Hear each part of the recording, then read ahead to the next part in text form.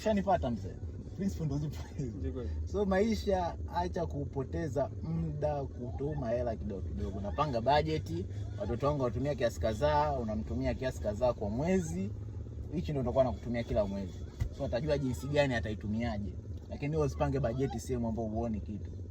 Yeye ndo anajua kula anaishije, anaishi vipi. So utamuulizaje, unamuuliza mnakula kiasi gani, chakula gani, hichi na hichi kinauzwaje, kinauzwaje, nunua hichi weka ndani, nunua hichi weka ndani, nunua hichi weka ndani. Haya, baada hapo sasa mtoto wangu anakula kitu gani hivi hivi na hivi na hivi, weka budget kila mwezi nakuwa nakutumia kiasi kadhaa. Alafu unaona kama utakataa. Kwa inakuwa mzuri. So hiyo itakuwa inakurahisishia hata wewe usiwaze kuwa nikiombwa hela sasa hivi sina hela nafanya nini. Ndio unaingia kwenye madeni kijana. Naomba hela una na shilingi 10 unakumbuka. Lakini uko unajua kila tarehe ngapi inabidi nitume hela. Unakuwa unaanza kujiandaa mapema. Unajiandaa mapema. Au unaongea uongo mzee? Very simple but clear. Napinga budget, tunaweka budget, maisha yanaenda.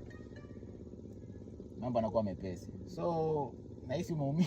Nimekunyoosha sasa. Utatuma hela kijana mpaka umie. Nakwambia utatuma hela mpaka uchanganyikiwe. Panga budget bro, panga budget. Ukishakuwa na budget inakusaidia.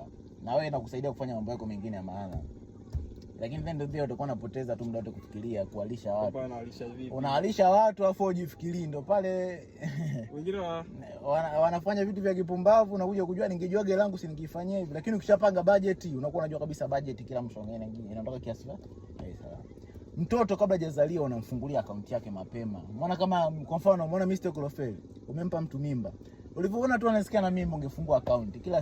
Kila mwezi ungekuwa unaweka kiasi kadhaa. Au kila siku unaweka kiasi kadhaa au kila nini kutokana na uwezo wako hela. Wewe mzee? Funga mtu wa ng'ombe wake. Haya bwana.